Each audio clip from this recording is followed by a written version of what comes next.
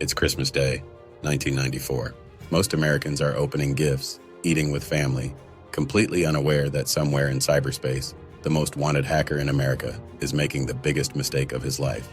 His name is Kevin Mitnick, and the man he just decided to hack is about to make it his personal mission to destroy him. Kevin's story starts young. Growing up in Los Angeles in the 1970s, he was obsessed with magic tricks and the art of making people believe things that weren't true. By 13, he'd already figured out what most people never do. The biggest vulnerability in any system isn't the technology, it's the people running it. At 13, he talked his way into the Los Angeles bus system, convincing an employee to hand over blank punch cards and a ticket punch. He rode free for months, and nobody noticed. That was just the beginning.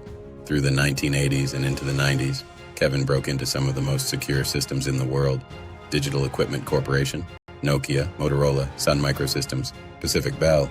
He stole source code, software, internal documents worth hundreds of millions of dollars. But here's what made him different from every Hollywood hacker you've ever seen. He almost never used sophisticated technical exploits. He picked up the phone, called employees directly, pretending to be a colleague, a technician, an executive in a hurry. He was warm. He was convincing. He was endlessly patient. And people just gave him what he needed. Passwords, system access, internal documentation, all of it handed over willingly by people who had absolutely no idea they were talking to the most wanted hacker in America. The FBI had been chasing him for years. He'd already done time once, caught stealing software from Digital Equipment Corporation in 1988. But Kevin couldn't stop. The hunt was part of the thrill.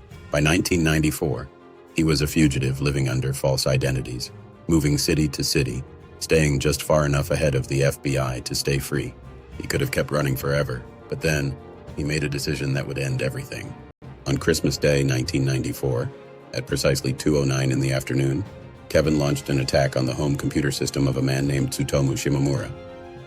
Shimomura was a computational physicist at the San Diego Supercomputer Center, one of the most respected computer security researchers in the country. The attack was technically brilliant, using IP spoofing, a method so advanced that it only existed in theoretical security papers at the time. Kevin stole Shimomura's research files, his security tools, his personal data, and then he left mocking voice messages on Shimomura's answering machine, taunting him, laughing at him, daring him to do something about it. It was the single worst decision Kevin Mitnick ever made. Tsutomu Shimomura was furious, not just professionally, personally. He took this as a direct challenge, and he had the skills, the connections, and now the motivation to respond. Shimomura contacted the FBI and the NSA. Within days, a special task force was formed with one objective: find Kevin Mitnick. But here's where it gets interesting. Kevin knew he was being hunted, so he did what he always did. He tried to hack his way out of it. He intercepted emails from the journalist covering the story, looking for clues about how close they were getting. What he didn't know was that Shimomura had already anticipated this move and was using it against him. While Kevin watched the journalist's emails, Shimomura's team was quietly triangulating his location through his cellular connections. Kevin thought he was one step ahead. He wasn't. By February 1995, Shimomura had narrowed Kevin's location to somewhere in Raleigh, North Carolina, but a cellular signal could cover hundreds of residences. That wasn't close enough. So Shimomura did something extraordinary. He walked the streets of Raleigh for 2 days, carrying a radio direction finder, manually scanning for Kevin's signal, block by block, building by building. On February 15th, 1995, at 2 o'clock in the morning, the FBI burst through the door of a Raleigh apartment. Kevin Mitnick had nowhere to go. When he saw Shimomura standing there behind the FBI agents, Kevin looked at him and said, "Hi, Tsutomu.